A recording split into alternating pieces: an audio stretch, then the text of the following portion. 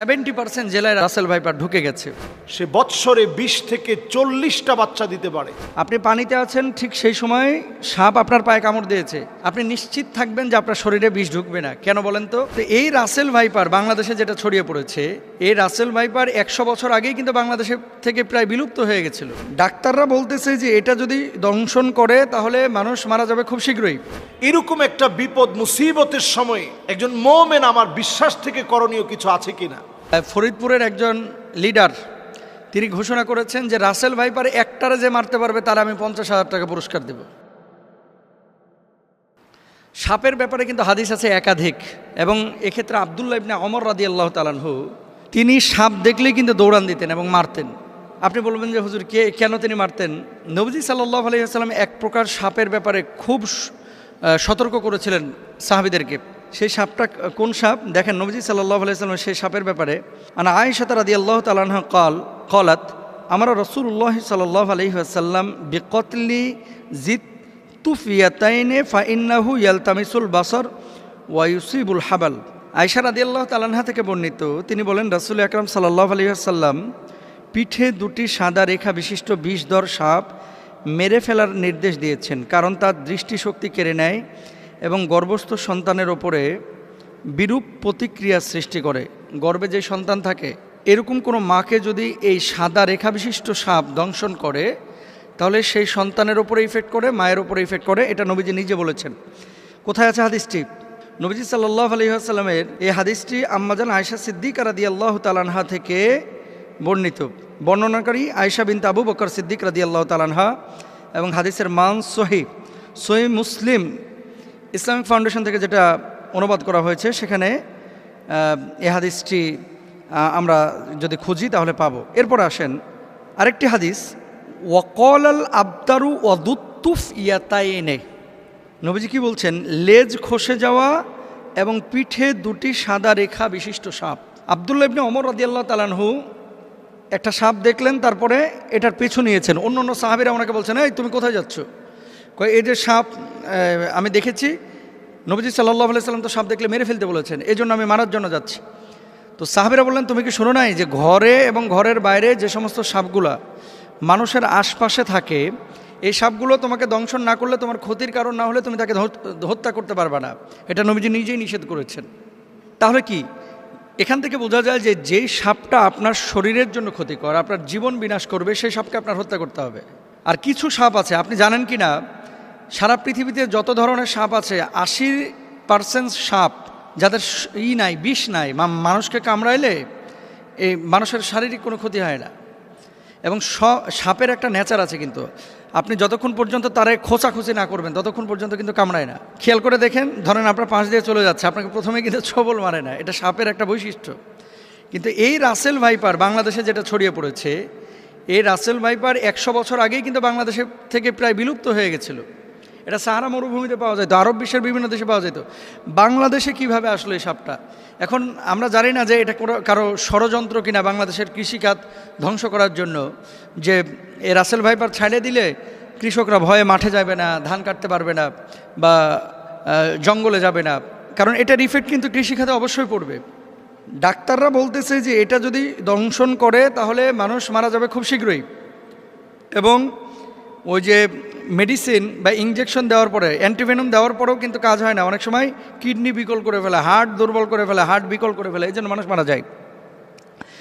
এখন নবীজি সাল্লাল্লাহু আলাইহি ওয়াসাল্লামের সেই হাদিস থেকে আমরা স্পষ্টরূপে বুঝতে পারি যেহেতু রাসেল ভাইপার মানুষের জন্য ক্ষতিকর। এবং আজকে দেখলাম পত্রিকায় ফরিদপুরের একজন লিডার তিনি ঘোষণা করেছেন যে রাসেল ভাইপার একটারে যে মারতে পারবে তার আমি 50,000 টাকা পুরস্কার দেব। তো এখন মানুষের জীবন আগে ভাই, প্রাণী, এই সাপ, পোকামাকড় যারা দংশন করে এগুলো পরিবেশের ভারসাম্য অবশ্যই রক্ষা করে, কিন্তু মানুষের জীবনের জন্য যদি ক্ষতির কারণ হয়ে দাঁড়ায়, নবীজির ভাষ্য অনুসারে সেটাকে হত্যা করতে হবে। এবং ইভেন কুকুর, রাস্তায় যে সমস্ত কুকুর ঘোরাফেরা করে আপনার কোনো ক্ষতি করে না, তাদেরকে হত্যার কথা বলা হয় নাই। কিন্তু এমন কুকুর যদি থাকে যে এই কুকুর দেখলেই আপনার পেছন থেকে ধাওয়া করে, বাচ্চাদেরকে কামড়ে দেয়, এই কুকুরগুলোকে হত্যা করতে বলা হয়েছে।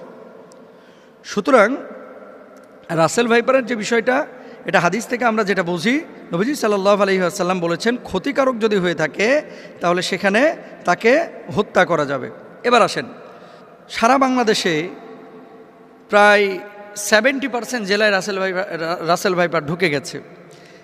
এখন সাপে কামড়াইলে বাংলাদেশে আমরা কিছু ভুল বা কুসংস্কার কাজ করে থাকি, যেগুলো আসলে চিকিৎসা বিজ্ঞানের আলোকেও অথেন্টিক না এবং কোরআন হাদিসের আলোকেও অথেন্টিক না। মনে রাখতে হবে, যখন কোনো বিষয় আপনার শারীরিকভাবে কোনো ক্ষতি করছে, প্রথমত আপনাকে কারণটা বের করতে হবে যে কী কারণে এটা হলো। সাপে কামড়াইছে, সাপে কামড়ানোর পরে এই বিষটা কিন্তু আপনার শরীরের মধ্যে ঢুকতেছে। এখন আপনি শরীরের মধ্যে বিষ ঢুকেছে, ওই জায়গাটা না বেঁধে আপনি নিয়ে গেলেন ওঝার কাছে। ওঝা কী করতেছে, ওই তদবির করতে করতে করতে করতে, আগে যেমন বাংলা সিনেমায় দেখা যাইতো ওই যে বিন বাজাইতেছে আর কাইটা যেই সাপটা দংশন করছে এ আবার উড়িয়া চুলাইতেছে একেবারে। হ্যাঁ, আসার পরে ওখানে মনে করেন মুখটা দিয়ে আবার মনে করেন বিষ বাইর করে ফেলে। এগুলো মিথ্যা কথা ভাই, এগুলো কোনো ভিত্তি নাই। তবে হ্যাঁ, নবীজি সাল্লাল্লাহু আলাইহি ওয়াসাল্লামের সাহাবীরা একটা কাজ করেছিলেন, সূরা ফাতিহা পড়ে ওই জায়গাটায় থুথু লাগিয়েছিলেন, তারপরে ওইটা বের হয়ে গেছিল। এর মানে এই না যে থুথু লাগাইলেই সাপের বিষ বাইরে হয়ে যাবে। কামড়াইছে রাসেল ভাইপার আর আপনি নামাজ পড়েন না, রোজা করেন না, থুথু লাগাই দিতেছেন, থুতুকে ওখানে কপ ফেললেও কিন্তু বিষ বাইরে হবে না। এগুলো খেয়াল রাখতে হবে। তাহলে আপনার করণীয় কি? আপনাকে যাইতে হবে ডাক্তারের কাছে। আপনি ডাক্তারের কাছে যান, যাওয়ার পরে আপনি চিকিৎসা নেবেন। আর ওঝা, তারপরে বিন বাজানো, এ সমস্ত জিনিসগুলো অথেন্টিক যেহেতু না, যেই জায়গাটায় অথেন্টিক বা কারো কাছে এমন কোনো মেডিসিন থাকলে আপনি সেই জায়গাটায় চিকিৎসা নিতে পারেন। আবার আমাকে ভুল বুঝেন না, ঝাড়ফুঁক ইসলামে কিন্তু জায়েজ, কিন্তু কবিরাজির নামে এই যে বিন বাজাইতে বাজাইতে সাপকে দৌড়ায় নিয়ে আসা। আচ্ছা ভাই, সাপ এখানে কামড়ানোর পর কি বসে থাকে? বুঝলেন কথা? ধরেন কামড়াইলো উত্তরা 10 নম্বর সেক্টরে, সাপটা 10 নম্বরে কামড়ায়া ওই ভাসতে ভাসতে ভাসতে ভাসতে রাত্রে সফর করতে করতে টঙ্গী চলে গেছে। এখন আপনি এখানে বিন বাজাইতেছেন, ও টঙ্গী, সাপ আছে টঙ্গীতে, উত্তরা 10 নম্বর থেকে গাড়ির আওয়াজে সাপ বিনের আওয়াজ পাইবে কিভাবে? জিনিসগুলো কিন্তু একটা ভাবার বিষয়। তাহলে আমরা এই বিষয়গুলো খেয়াল রাখবো। সাপে কামড়াইলে চিকিৎসা নেওয়ার চেষ্টা করব। সাপে কামড়ানো জায়গায় তৎক্ষণাৎ পরিষ্কার করে ব্যান্ডেজ বা সুতির কাপড় দিয়ে ঢেকে দেব, এটা ডাক্তাররা বলছেন। এবং সেই জায়গাটায় রশি দিয়ে হালকা করে বেঁধে দিবেন যাতে করে বিষটা উপরে যাইতে না পারে। মনে রাখবেন, আপনি পানির মধ্যে পা দিয়ে রেখেছেন, পানিতে থাকা কোনো সাপ যদি পায়ের ওপরে কামড় দেয়, এটা খুব মনোযোগ দিয়ে শুনবেন। আপনি পানিতে আছেন, ঠিক সেই সময় সাপ আপনার পায়ে কামড় দিয়েছে, আপনি নিশ্চিত থাকবেন যে আপনার শরীরে বিষ ঢুকবে না। কেন বলেন তো? সাপটা যখন কামড় দেয়, বিষটা যখন এই তার দাঁত থেকে বা মুখ থেকে ছাড়ে, বিষটা ছাড়ার সাথে সাথে পানির সাথে মিশে ওই বিষটার শরীরের মধ্যে ঢুকে না। এই জন্য সাধারণত বিষধর সাপ পানির মধ্যে কামড় দেয় না। এই ধরা সাপ টোরা সাপ যেগুলো কামড় দেয়, চিন্তার কোনো কারণ নাই। কিন্তু শুকনো জায়গায় যদি আপনারা সাপে কামড় দেয়, বি কেয়ারফুল, এখানে আমাদের সচেতন হতে হবে। অনেকে সাপে কামড় দেওয়ার পর ওই জায়গাটায় মুখ লাগায় চুষে বিষ নামানোর চেষ্টা করে, এটা সম্ভব না। চুষ দিয়ে বিষ বাইর করাটা, এটা বিশেষ করে রাসেল ভাইপারের কোনোভাবেই সম্ভব না। আর বিষাক্ত সাপে কাটলে বাঁচার একটাই পথ, দ্রুত হাসপাতালে যাওয়া, আল্লাহর কাছে দোয়া করা, সূরা ফাতিহা পড়ে সেই জায়গাটায় ফুৎকার করা। যেহেতু এই সূরাকে বলা হয় সূরাতুশ শিফা, মনে রাখবেন, সূরা ফাতিহাটাকে বলা হয় সূরাতুশ শিফা। এবং সাহাবীরা এই আমলটা করে ফলাফল পেয়েছে। আমরা আমলটাও করব এবং হসপিটালেও যাব, আল্লাহর উপর তাওয়াক্কুল করব। আল্লাহ তাআলা তৌফিক দান করুন। রাসেলস ভাইপার নামের যে সাপের কারণে আমরা আতঙ্কিত, একজন মুমিন হিসেবে আমাদের করণীয় কোনো আছে কি না, একজন মুমিন হিসেবে আমাদের করণীয় কোনো বিষয় আছে কি না, যেটার মধ্য দিয়ে রাসেলস ভাইপার সহ বিষাক্ত সাপের ছোবল থেকে আমরা বাঁচতে পারি। রাসেলস ভাইপার এটা কোনো আতঙ্কের নাম নয়। বাঁচার জন্যে আপনি যেইভাবে সতর্ক হওয়া উচিত, সতর্ক আপনি হবেন। আমাদের যে ইকোসিস্টেম, চারদিকের ইকোসিস্টেমটাকে আমরা নষ্ট করে ফেলেছি। আমরা বেজি দেখলেই মেরে ফেলি। আমাদের দেশে গুই সাপকে আমরা হত্যা করি। আমাদের দেশে শিয়ালকে পেলেই আমরা শিয়ালকে মেরে ফেলি।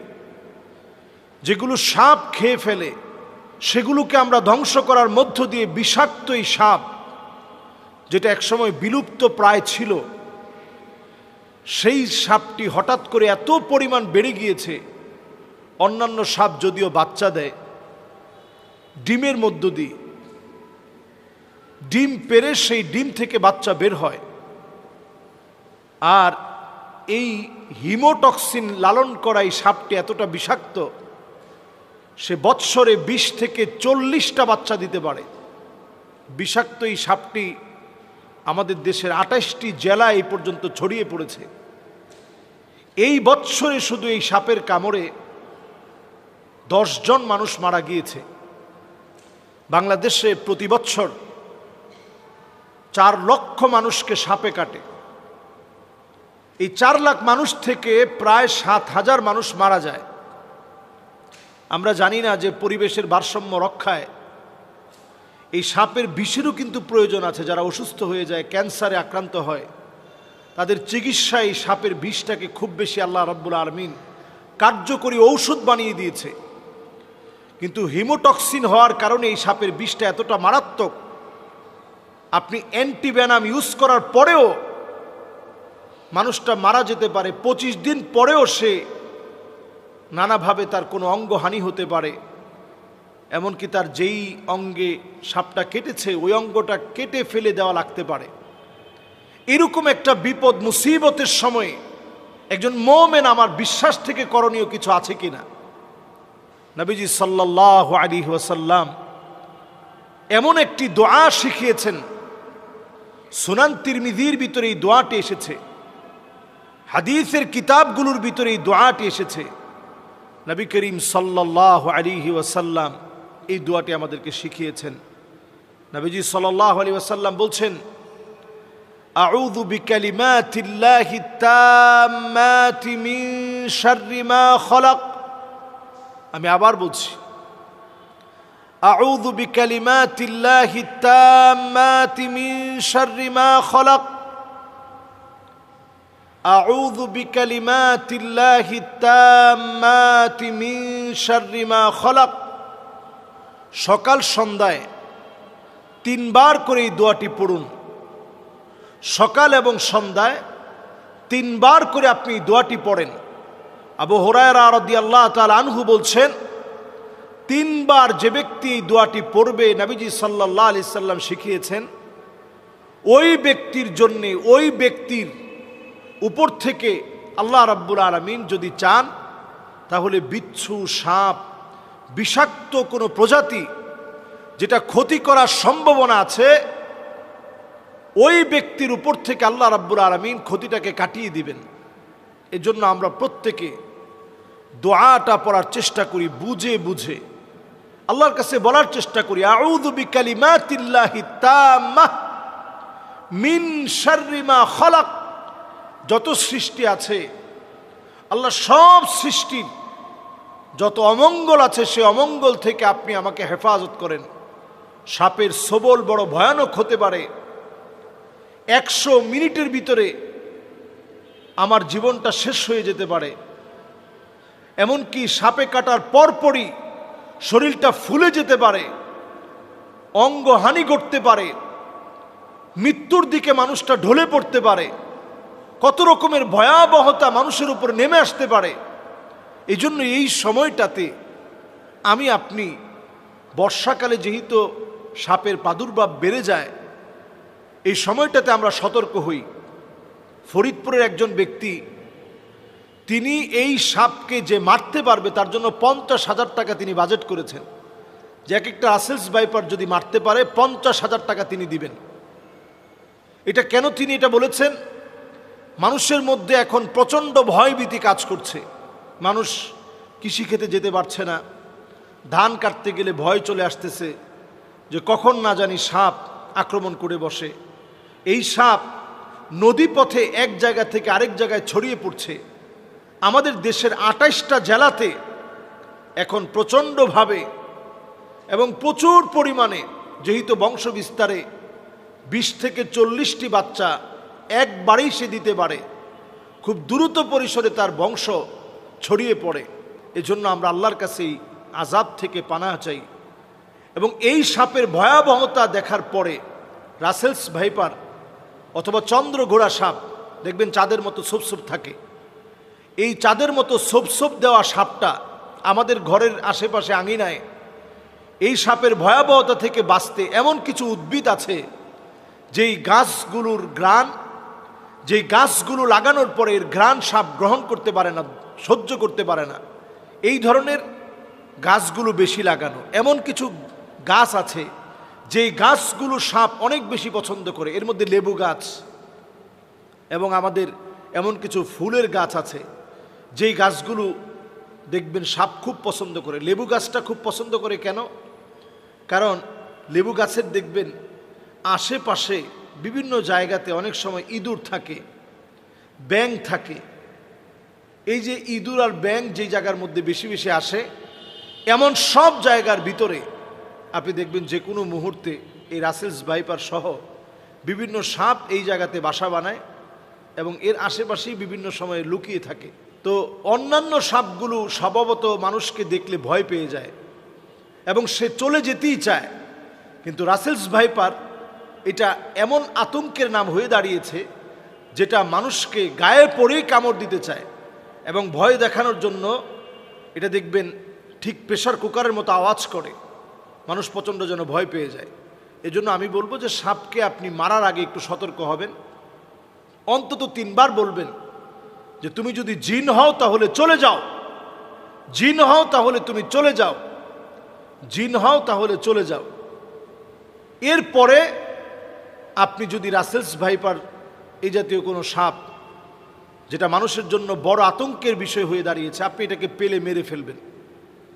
আমাদের দেশে সাপ রিস্কিউ করে যারা, এদেরকে আরো বেশি রাষ্ট্রীয় সম্মাননায় পদমর্যাদা দিয়ে তাদেরকে এগিয়ে আনা দরকার ছিল।